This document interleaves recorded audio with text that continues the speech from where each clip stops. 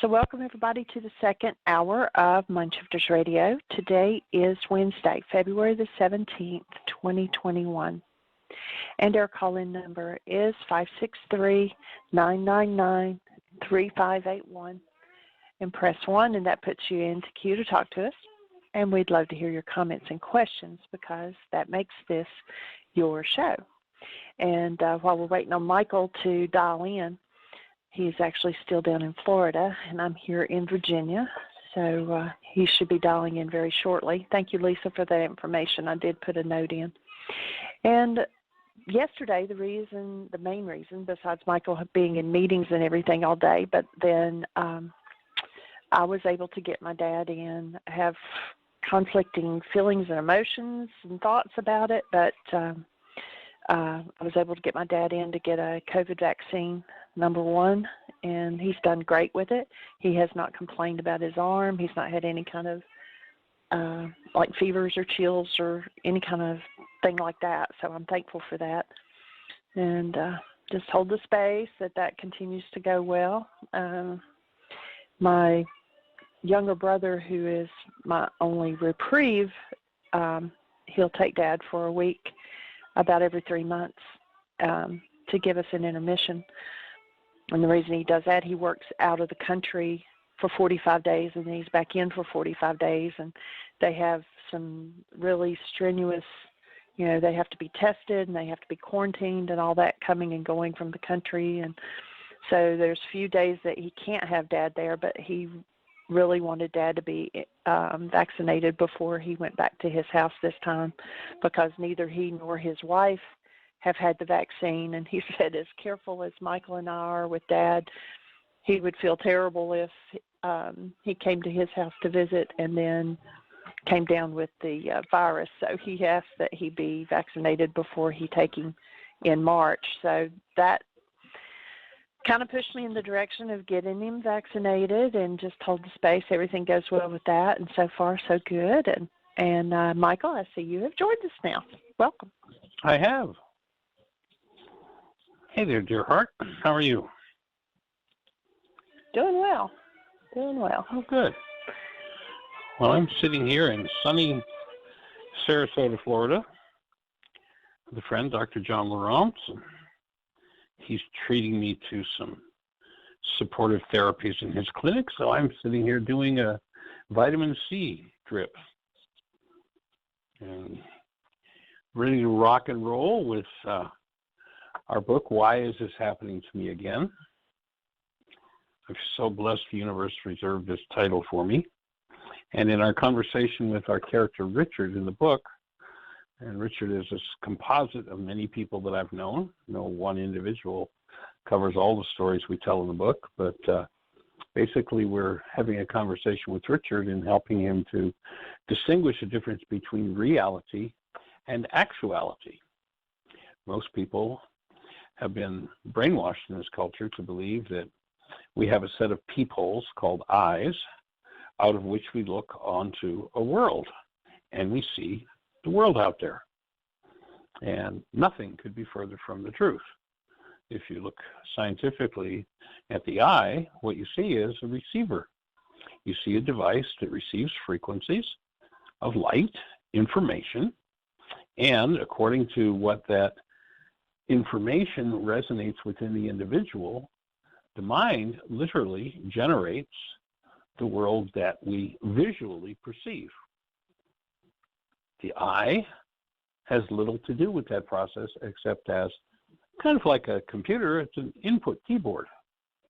And what is input through the keyboard, depending on what it accesses within the hard drive of the computer, produces an image on the screen. So if let's say I've got my keyboard and I type in, I want to look at a picture of Aria Rain, what I get on the screen is a picture of Aria Rain, but it doesn't come from the input. The input has called for content to be reflected on the screen.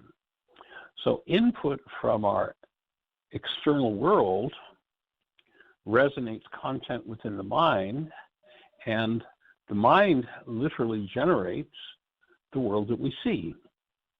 There's some interesting Harvard research, actually some of the most quoted research in psychological history. And what they showed was that in a time frame where 10,000 brain cells are firing, there are 10,000 measurable units of electrical activity going off in the brain, the max amount of data that goes into conscious awareness is 9 bits.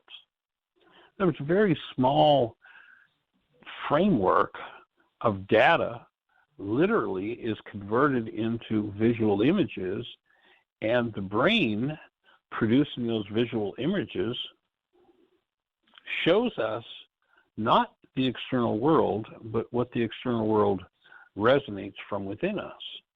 And so we're putting forward the idea here that that is your individual reality. And the reason it's important to understand that is because if you believe you're looking at the world out there, you're going to believe all kinds of things about the world that are only true about you. And so we're wanting to pull back here and understand that the eye, you've never seen anything through your body's eyes. It's not a two-way valve. It's a one-way valve. And the perceptual constructs of your mind are your own individual and unique realities. And we just finished saying to Richard in the last piece of reading that we did, if you don't make room in your heart and your mind for other people's realities to be different, especially in your intimate relationships, there's going to be trouble. So Richard replies, looking at things from that perspective, it amazes me that we even start to get along, he said in an exasperated tone. Silence filled the space as we mulled over that idea. Suddenly, a smile broke the tension in his face. I'm really starting to understand. Let me see if I can recap what I'm thinking. I'm still a little confused, but bear with me. I need to clarify this. The waitress, and we just given an example of him sitting at a table and drinking a cup of coffee, and the waitress coming along and picking up the coffee because she saw that there was coffee on his saucer and saw the potential for him soiling his clothes. And so she picks up his coffee, and he perceives something being taken from him and instantly goes into anger. So the thought disorder that produces anger in him at this point is, people take things from me. And so that's what produces the world he sees, the reality that, deserves his anger, where the waitress has a thought that's going on for her, and that is, I take care of people. And her experience, instead of being anger, is one of service. So he says, I need to clarify this. The waitress and 1,000 other people I've done this to did something in their reality that was positive, something loving. The actual event between us was neutral. After all, picking up a coffee is just picking up a cup of coffee. She was trying to help, but her action was a trigger for my reality. They're taking something from me. I attacked her to protect myself from losing something, a reality that was happening only in my own head. Richard became quiet. All animation disappeared. Tears rolled down his reddened face, and he could hardly speak. What's happening, Richard? I asked quietly. I'm realizing this happened all the time between my mother and me. I do something I thought she would appreciate. Instead, I got yelled at or beat up for it. But beat up for it. I never understood why.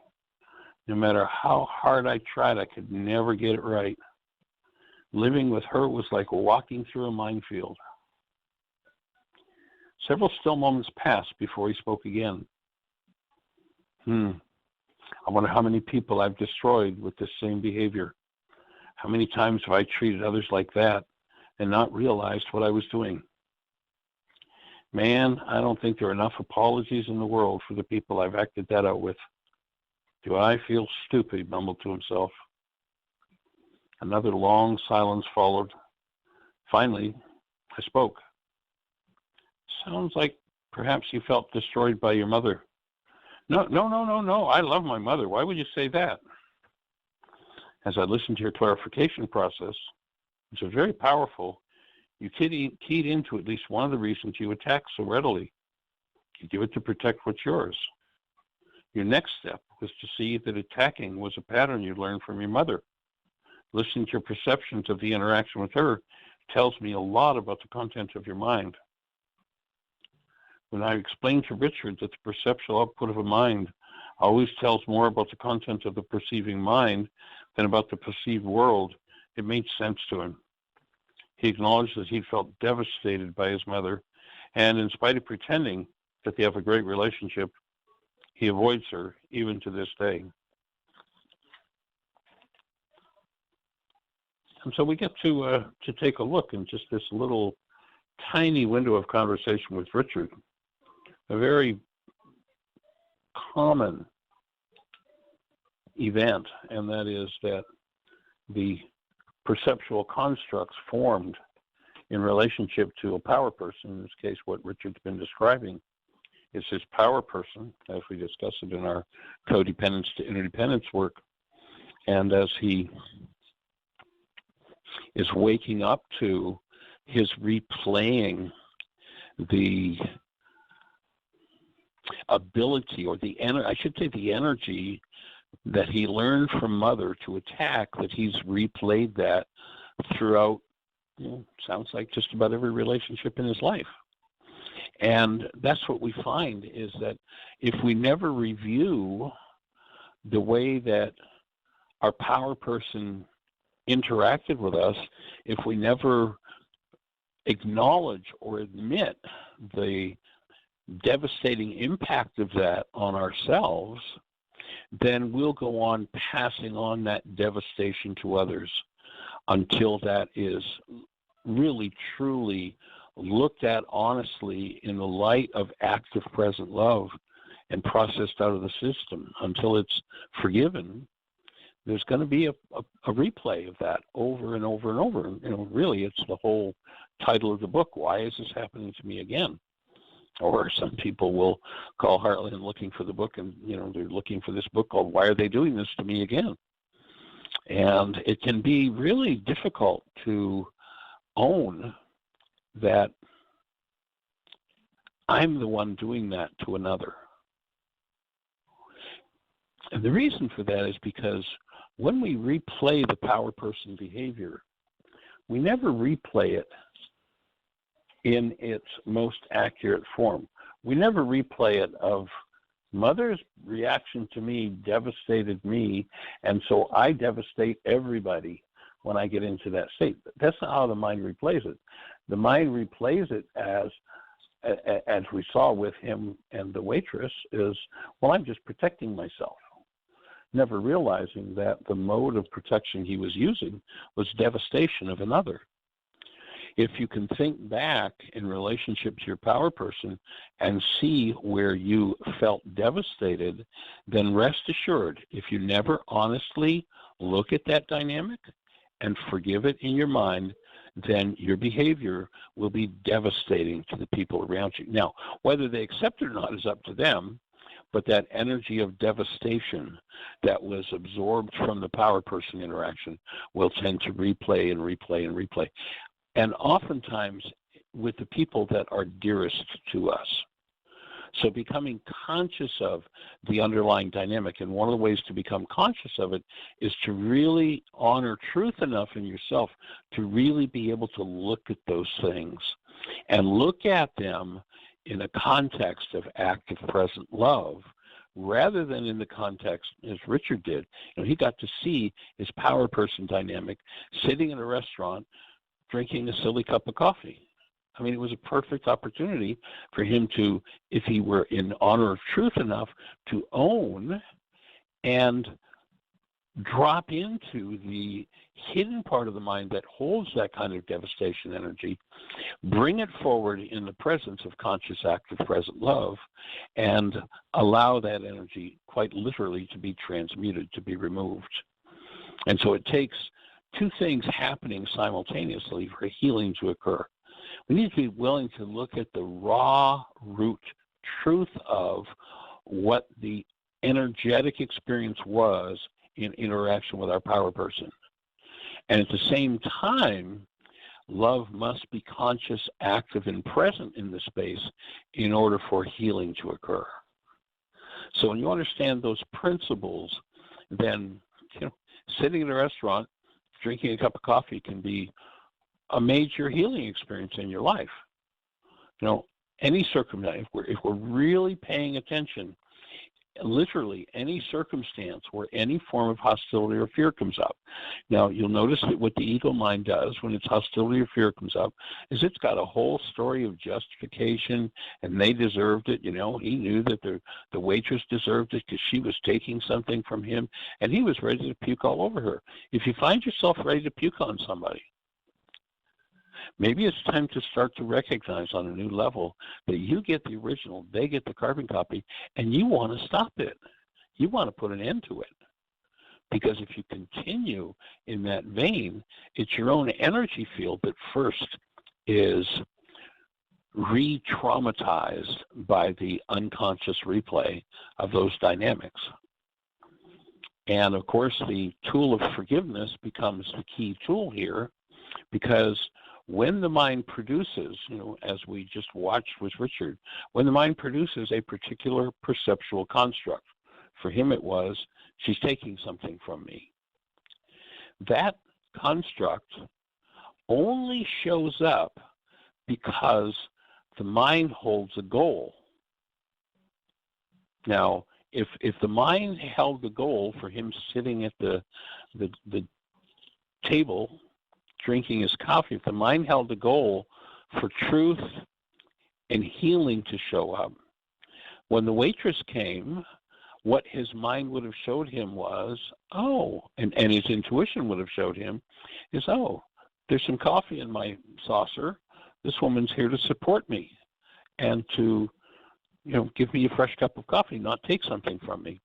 But his mind is not capable of perceiving truth because he always has this goal to be wary and self-protective. And so with that goal operational, his mind turns a simple, I'm going to keep your suit clean for you, into a war, an internal war, ready to attack somebody for their support. And so the same game plays out over and over and over again. And the key way to healing that is the perception that the mind serves up is always stimulated, always brought into activity. The data that's recruited into our perceptual construct is always driven by our goals. And this is where the understanding of forgiveness becomes so important, because our world has taught us that my forgiveness is, if I'm angry at you for taking my coffee, I need to forgive you, which of course is silly. What I need to forgive is my anger. What I need to forgive is that power person dynamic of being devastated in interaction with my power person. That's where the forgiveness needs to be applied. And the way that it's applied, and the genius of Yeshua figuring this out 2,000 years ago, is that you look at the goal that your mind is using to produce this particular perceptual construct. And when you cancel that goal, literally the perceptual construct that is based in some sort of hostility or fear now collapses. And when it collapses into the root of that very construct, the root of the hostility and the fear. And at those moments, if we're in a receptive state, if we're in a state of willingness, the mind can easily and oftentimes will show us exactly the situation where the pain and trauma started. There's an interesting line in the Course in Miracles that says, your part. It's like, you're never going to clean out all those energies on your own. There's power in you that will. But your part, the Course says, is to return your mind to the moment at which the original offense occurred. That's your part. Now, does that mean I have to go start searching back through my mind for these deep, dark, dirty things that happened to me? No. What it means is that I cancel the goal that drives my pained perception at any given moment. My pained perception then collapses into the root that served it up. And oftentimes, if I'm in a receptive space, that's when that memory comes. I go back to being the 3 or the 4-year-old or what have you. So the genius of that forgiveness process is just amazing. And of course, there's a 2-step process there. One is to cancel the goal once you've identified specifically and precisely what the goal is. And it really is important to make sure that you have the goal that's actually operating the mind at the moment. You know, I can be with a surface type of idea. You know, I might say, well, my goal is just to be for people to take care of me. Let's say that's Richard sitting there drinking his cup of coffee. But the real goal that was moving for him is, I want to protect what's mine. Until he cancels a goal to protect what's his, he's not going to process that underlying dynamic with his mother and him experiencing devastation. By canceling the goal for somebody to take care of me, I'm going to drop into a particular part of my mind, but not the core power person issue that's going on here. And so, you know, when you're doing that worksheet process, always really looking at what's the real operative goal here? What's the deepest level goal? And sometimes you'll start out with a surface goal, and then your next wake-up sheet will be a step deeper, and your next one's still a step deeper, and your next one's still another step down. And finally, click, there you are at the core of that issue. And that's where, you know, when they said to Yeshua, well, how many times do I have to forgive my brother? Is 7 times enough? By the way, in Aramaic, they never said, how many times do I have to forgive my brother? That's the Greek translation. What they said is, how many times do I have to forgive as to my brother? In other words, in this situation involving my brother, how many goals might I cancel to get to the root of this, to return my mind to the point at which the original offense happened? And so the canceling of goals takes us through many, many layers in the healing process. And if you haven't used the tool, you can go to our website, whyagain.org. And in the upper left-hand corner of the homepage, you'll see a link that says Start Here. If you click the Start Here link, it'll walk you through a whole series of pages that will bring you everything we have about first century Aramaic forgiveness. It'll bring it in visual form. There'll be videos to watch. There'll be links to radio shows where we walk people through the whole forgiveness process. And our primary purpose in doing this particular work is to make that understanding of forgiveness that was taught 2,000 years ago quite literally available to every mind, heart, and being on the planet. So there are all of those links. You can just follow along. You can download the worksheet process from the website, print it off in your own printer. You can do the wake-up sheet right there on the computer, on your computer, on the website. You can also go to your app store in your phone and type in the words Heartland, one word, Heartland, Aramaic, Aramaic, forgiveness. If you type those words in, you'll be looking at the world's only forgiveness app.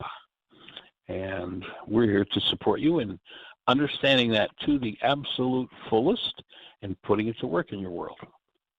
And we're honored and delighted that you're here to be part of the conversation. So, Miss Jeanie, how are we doing with time? And do we have anybody in the phone queue with a hand up or anything happening in the chat room? It's all quiet on the home front. We've got 37 minutes. I had 2 thoughts as you were talking. One is in doing the worksheet, the course talks about, the power in us that can help remove and guide, and we call that Ruka Dakucha. A lot of people have asked in doing the worksheets, we always have cancel the goal, and then the next step is to ask Ruka to assist you. And they're like, well, why don't we ask Ruka first, and then we don't have to do so much work. But Ruka won't take it if you don't let it go. And so that's why you have to cancel the goal first and then ask Ruka to assist. So I thought of that. Good thought. And, of course, we can always plug that in at any moment, starting the worksheet out. I'm asking for assistance and support and asking to be taught as I do this worksheet. And, you can plug that in anywhere in your life. But, yes, ultimately, as the Course says, and that's another good perspective on it, sweetie, is, your part is to return your mind. And the way you do it is by canceling that goal. Then you turn it over to that superpower that resides in you. Right. It's pretty cool that you were talking about this, and that the other thought that I thought of is when you were talking about reality and actuality, and you said we don't see with our eyes. I had a perfect example of that yesterday when Dad and I were eating dinner, and he was talking about, he has tunnel vision with one eye. He can just see a pinpoint right in front of him with that eye. Right. And has no peripheral vision. And he was talking about that, and he said, I can't imagine not being able to see at all. And it happened to trigger the thought of the young man, Ben Underwood. So I brought up the video and showed him. This was a young man who had cancer at the age of 2, and they removed his eyes before he was even 3 years old. And he learned to use echolocation by clicking his tongue. And he could see, he went around and ran up the steps and ran around the house and outside. Played and he rode a basketball. bicycle, played basketball. He could skateboard, all of that. And he could see by the echolocation things around him, and they were interviewing him. He's walking down the sidewalk with this interviewer, and he's like, and there's a car and there's a trash can, and he stepped over some stuff, boards or something that was laying there, and he could see, but he didn't have eyes. And so, I thought of that, and of course the young man, the cancer came back, and he passed away a week before his 17th birthday. But he was on Oprah and a lot of things. He just amazed the world at what he could do by just clicking his tongue. So he saw, but he saw differently. He certainly blessed us with his insight, and we'll certainly hold him in a blessing. And it ties back into the idea of a keyboard. The eye, the receiver for the frequencies of light, is like keyboard input. He actually, I understand it was his mother who said, son, you're going to see. And it was her that got him clicking, making these clicking sounds. And he learned, he literally built brain cells that by the sounds that came back from what he had sent out, his brain was able to literally create a visual perception of the world, just a different keyboard. So right. She actually cool. had 5 children, and the video that I was showing Dad was one that I hadn't seen before, and he's playing basketball with his smaller brother, and they asked the little brother, what they thought about it, and he said, well, it was a long time that I didn't know he was blind, that he couldn't see. He says, I just knew he was my brother. He said, but I didn't know he was blind. And the kid could go to school and walk down the hall and turn into the right room, and he didn't use his hands when he went up and down steps to hold the rail. He never used a cane. He just and riding a bicycle down the street, and just it was amazing. I hadn't seen that one with his younger brother in it. That's pretty cool, pretty powerful. And that opens the space to recognize another level of power that resides within us, and that's in our ability to receive information from our spiritual faculties, different keyboards. That our intuition is like a keyboard that can produce or give us data that produces perceptual constructs that oftentimes are way ahead of what our so-called physical senses do. So it opens another whole understanding, at least for me at this moment, in a way I hadn't thought of it before, of how those other faculties work. Pretty sweet. We are blessed. For sure. And so if any of that arouses any thoughts for anybody, if you're on one of those stations or podcasts where we can't see you in our keyboard, seeing in the vernacular, then if you call into the show, the call-in number is 563-999-3581. You'll actually be listening to the show on your phone. And if you push 1, that will raise a hand in the phone queue, and we'll be having a conversation. So what's on your mind? How can we support you? Is this story about Richard making sense for you? And does it arouse any questions about how forgiveness can be applied in your life? Is there anything you could use some support with? If Jeanie and I had just presented the thoughts that we presented in the last half hour or so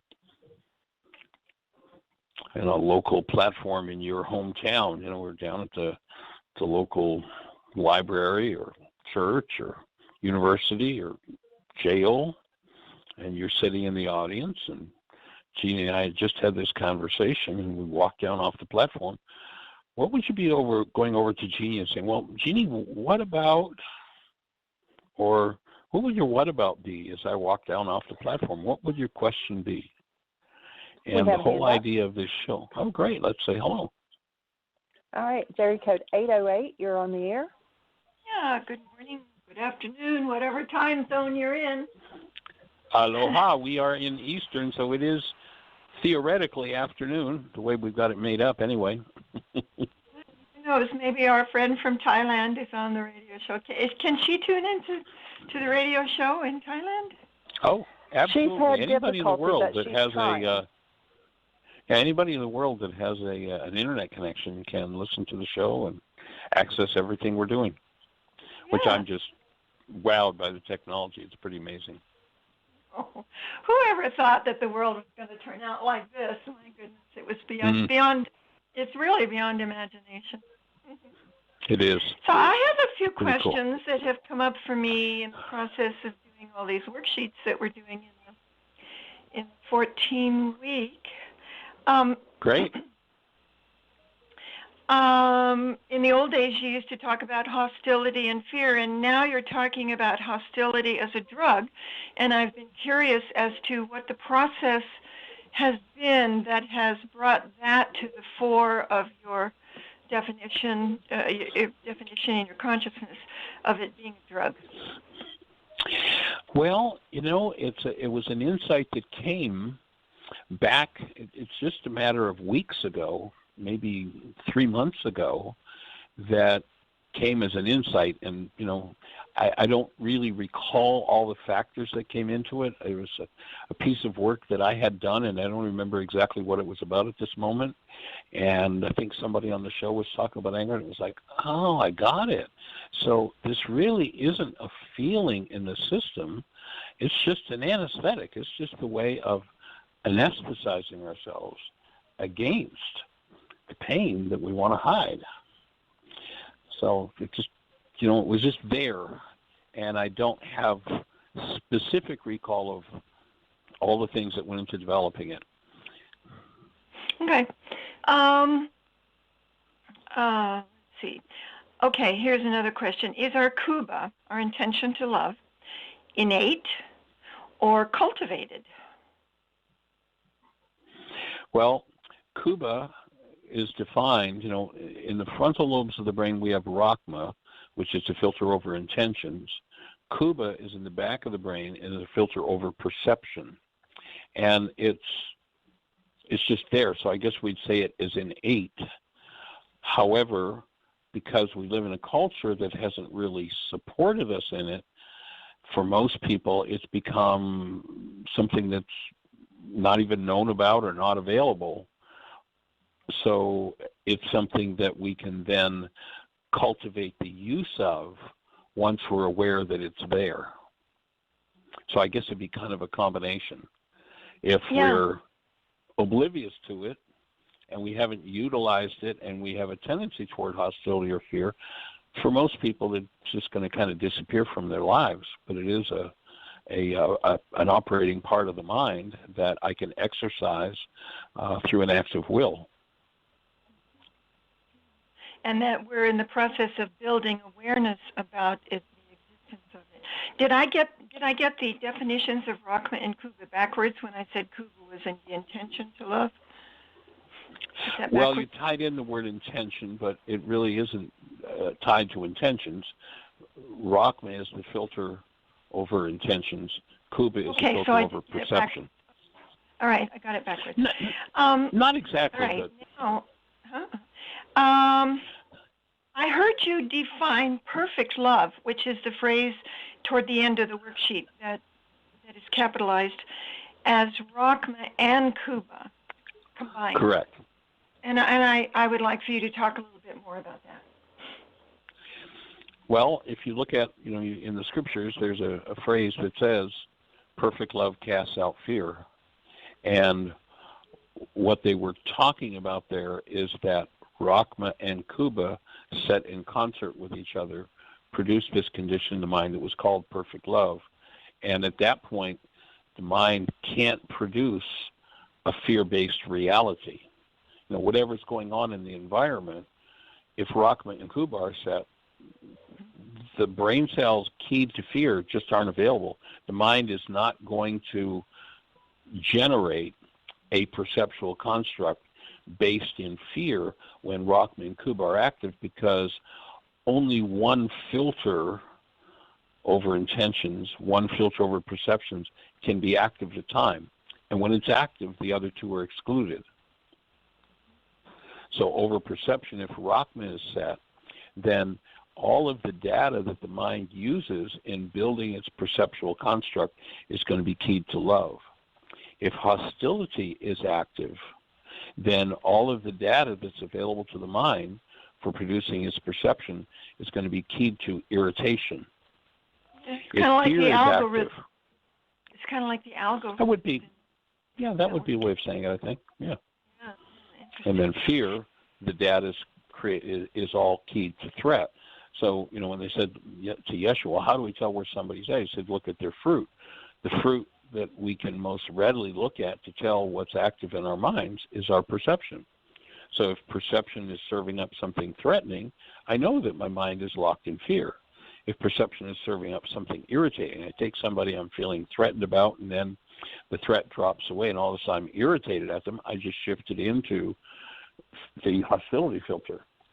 And then I can purposely, consciously shift into Rachma, into love, and now the data that my mind is going to use will exclude the hostility and fear-based data, the irritating and threatening data, and I'm going to perceive them through brain cells keyed to love. I'm going to have a whole different experience with them.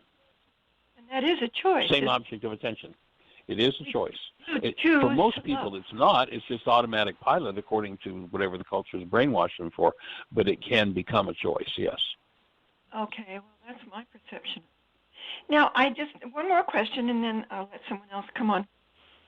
Go for it. The phrase, Ruka de Kucha, what does like in Italian or something, or French, de could be the D hyphen, or D apostrophe, or whatever that little mark is, could be of. It could be a short for something. So what is it in it is of. Huh? It is, the D is apostrophe is of. Oh, okay. Kucha, so it's the same as it would in languages. Yeah. Okay. Well, that's kind of the way I have been interpreting it, but I just wondered if I was correct about that. Okay. Yeah. All right. And we can go another step. We can go one more step, and that is D apostrophe Kucha. Kucha is the root of the word kosher that we're familiar with in Hebrew, in Aramaic. So that which, and it translates as that which is proper. And Ruka is the elemental force. So we have in us an elemental force for that which is proper for humans that will tend to, if we'll follow the guidance, will tend to move us in the direction of, intuitively, unconsciously, that which is proper for us, and tend to steer us away for that which ultimately will never work. Well, I've always been really interested in Aramaic, so I look forward to learning more. Yeah, it'd be nice to get to the point where we have the wherewithal to take the translation work to the next level and see what it is that we don't know yet, although we're certainly blessed by how much we've been able to garner from it at this point. Right. Okay. Well, thank you very much. Thank you, Jeanie, for managing the switchboard. And everybody have a great day. I'll see you. Thank you for saying thank you. I'll talk to you all in a couple of hours, actually. All right. See you on the in the intensive. Blessings. Yeah. Okay. Bye.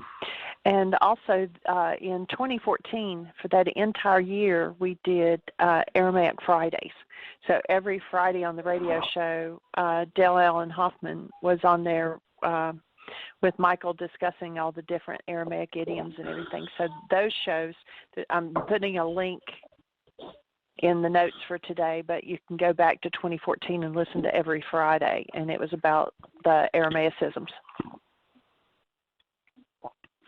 Yes, and we have a 4-hour video entitled Aramaicisms in our DVD catalog. And is Aramaicisms on the Vimeo site, Jeanie? Yes, and so we have cool. all of the DVDs. We have MP4s for now, so that's also an availability in the catalog. Yeah. So if you want to have access, I don't know, geez, how many hours have we got now? We're getting up around 35, 38 hours of video available. And that's all been converted to streaming service. So if you're interested, you can go to the catalog on our website, whyagain.org. And if you look up in the upper right corner, you'll see a link that says products, and you can go there and you can buy access to the streaming service of Aramaicisms. There's a 10-hour DVD package on Why Is This Happening to Me Again? There's Healing Through Relationships, Codependence to Interdependence, Communication, Did You Hear What I Think I Said? Purpose, Personal Power, Commitment, Empowered to Heal, Mind Shifters, and Introduction to Still Point Breathing. So all of those videos are now available, and they're half price of what they were to purchase via DVD. So you get a link and a private link, which we ask you to hold for yourself. And so the whole catalog of DVDs is now available. And we'll have to do some work on getting the audio files and doing the same for those, perhaps, Jeanie. It'll be something we can look at. But if you want to order those, you just go to the website and do that. Jeanie will send you links.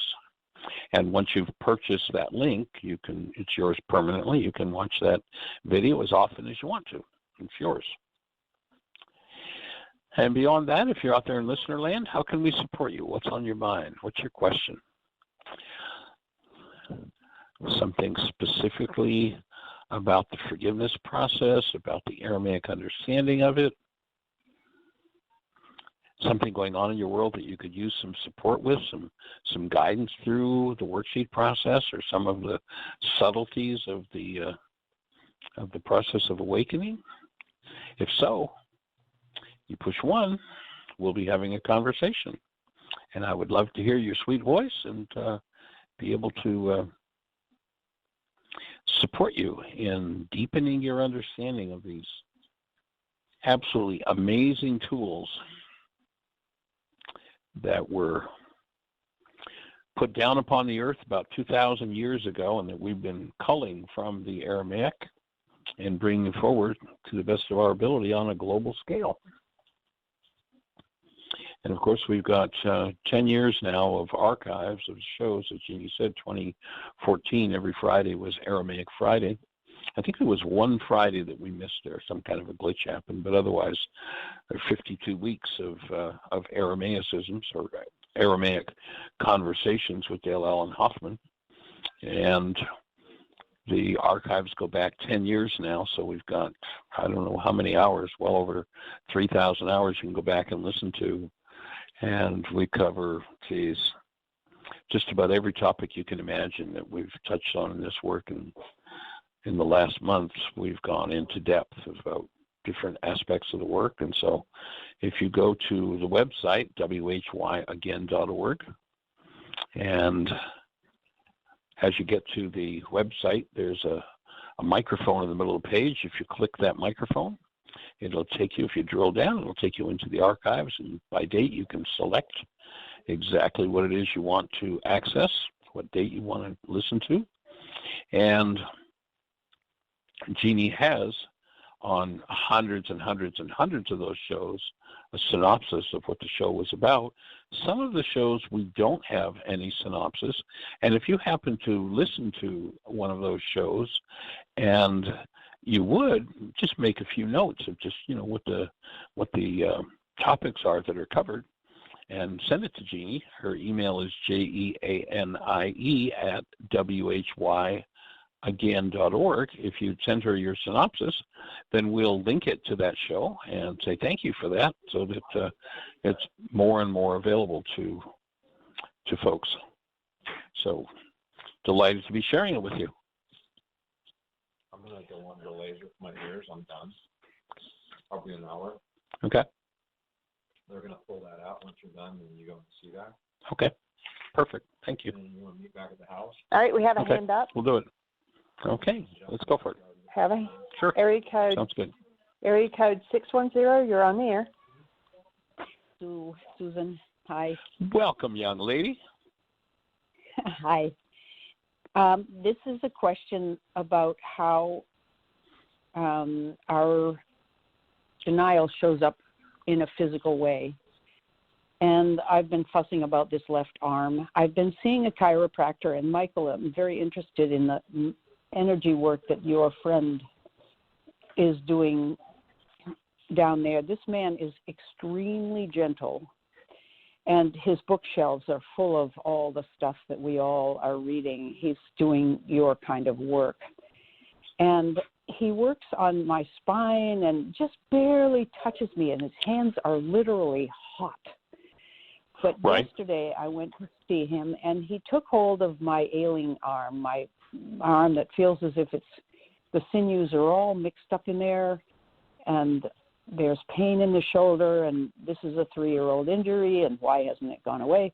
And he started to push around, and he said there's not much consciousness in here, and he pushed on a muscle under my arm, under my underarm, not on my arm at all, and it was painful, and he worked on it and it loosened up. But I'm curious, when he said there's not much consciousness in here, it sounds like denial stored in the arm.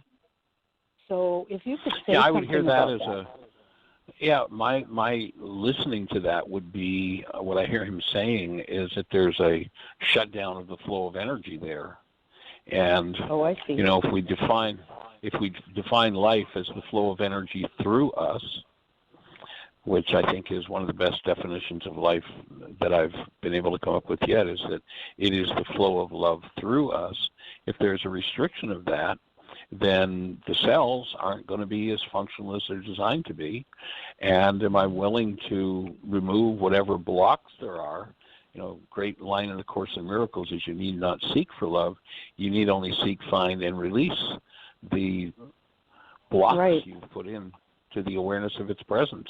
So, Well, and, you know, with spots like he showed you under your armpit, you know, you can stimulate those spots on your own too, and just, you know, continue the process. Keep that energy moving until that full energy flow is restored.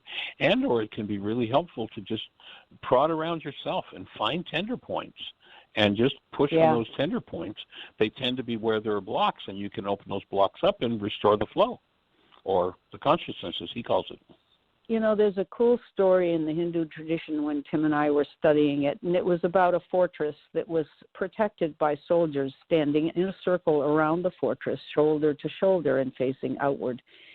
And our teacher said, I've told this before, he said, all you have to do is make friends with one of the soldiers and you're in. And it feels as if I poke my arm, the issues will present themselves to be healed the same way they would if I did the worksheet.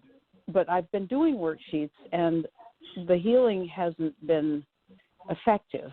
So that's one reason I went to him. I thought, I need another approach. I need a mindless approach. Somebody else do it, but I don't want drugs. And so I feel as if he's really onto something. And then I've been doing worksheets, and just being in that intensive and doing the worksheets every day, I feel as if the healing is in the wings. I can see it around the corner, but it isn't here yet. Have you ever had that feeling? Right. It's just, nearby. So, well, it sounds like you're right on track with it, and increased awareness. Yeah. I can hear stuff in the background. I'm wondering if you need to go or something. Yeah. No. I'm with you. Somebody just came into the room to check on something. Okay. I'm sitting getting vitamin C drip. Pardon Wow. me. A vitamin Nice. C drip. It is nice. It's Yeah. a nice gift from my friend here that I'm staying with. Nice. Well, there have been, I don't need to go through the worksheet, but there have been a lot of thoughts that are coming up as a result of this man having poked where he did. I feel as if now that the poking has started, now the thoughts are coming, and the thoughts are going to lead to healing. It just seems like a funny sequence, and the worksheet is sort of one part of it. So, anyway. Well, you'll recall that we've talked about the idea that what we're ultimately inviting people to do, when you think about the opening words in the book of John that are misinterpreted by the Greeks, but actually say in the beginning was the mind energy, and the mind energy became flesh. If we've chosen to become unconscious of what's in the flesh, then those things that block the flow of energy through our physiology become the problem. And so when I go in, something as simple as physical stimulation can start to move that energy. And if I'm in a receptive space and I'm willing to listen, then I'm going to the next level of literally being able to decode what's held in the cell and remove it. Yeah. Nice. And so that's exactly what I hear you saying is happening. So now it's stirring up, and you're getting more and more in touch with what's there, and time to move through it. Part of my enlightened goal was to let the arm not be well for the time being. I don't know how enlightened that is, but that's what came to me. Sounds like acceptance, and acceptance can be another way to open energy. So I'd say you're right on track with that. Oh, good.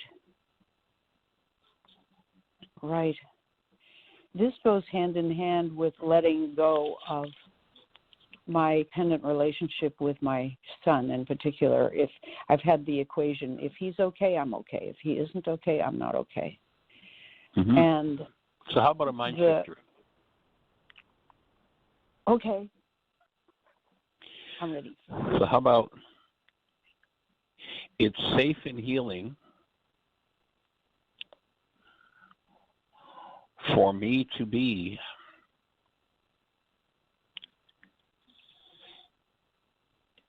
in total well-being mode,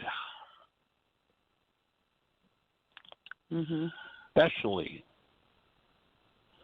when my son is distressed.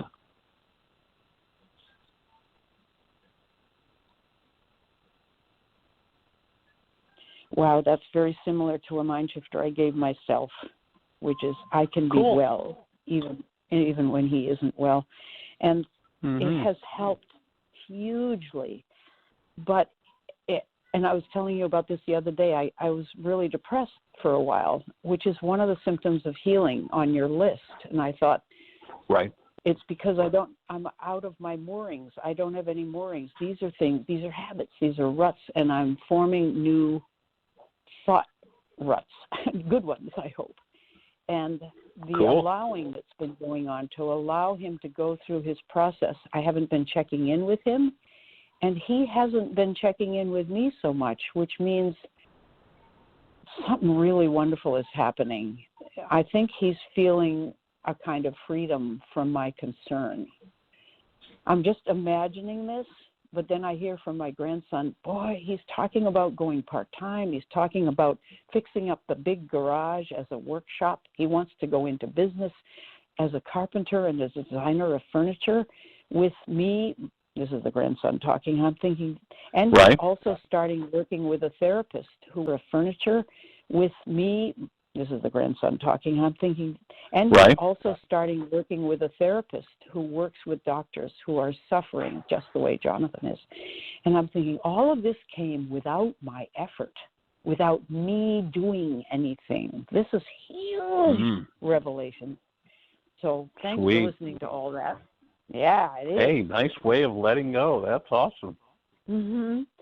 Well, may it continue. I'm getting used to it, a little bit used to it. And I'm doing a lot of artwork, and there's a lot of energy, a lot of excitement about life, so something's going right. Nice, nice. Nice. Well, that's Thank you, cool. Michael. You know, when I choose love, it wakes up the love in everyone, and what a great thing to have passed on in your genes. Well, I hope so. I'm sort of doing deep breathing to let this new way be okay. Be good. Yeah. Sweet. So, Sweet. So, Michael, are we hearing when are you anything coming from home? Luke these days? Oh, yes. Listen to this. Thanks for asking. And I asked you when you're coming home, so I'll ask it again. Are you coming home soon? Oh, Okay. Are you going to be home tonight? No. No. Okay, so we'll No, I'm here see for you a in couple days yet. different We're doing a situation. bunch of different business all right. meetings and such here. Yeah.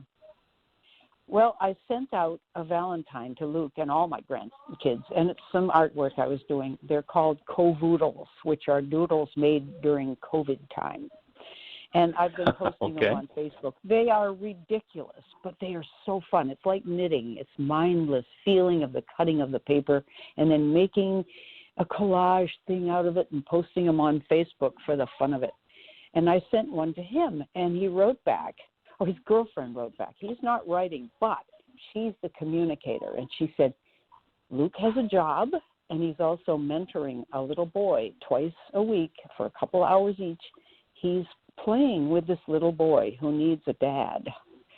And we're studying, and we're loving living together in our apartment. And she said, I, too, have a job in a bakery in the little town where our college is, and things are going well. And it's wonderful to have a good, happy picture of a happy Luke rather than just images of him in trouble, which is what we're in our minds until we get these reports. So that's a report from Luke. Nice. It's not directly from Luke, but it's wonderful. So thanks for asking. Sweet. Well, that's awesome. Congratulations. Thanks. And Michael. as far as my journey homeward, I'm not that. When you said you'd heard somebody a few minutes ago, that was Dr. John coming in, and we're arranging for doing meetings tonight. I'm sitting in his clinic, and he's getting ready to leave to do some other work. So I'm not sure what our timing looks like yet. We're looking at integrating this work into some new work that he's looking at expanding his clinic toward, and he wants to bring the forgiveness. He's been doing this work for about the last 25 years, and he wants to bring the forgiveness work into the process here. So, yeah, it is wonderful.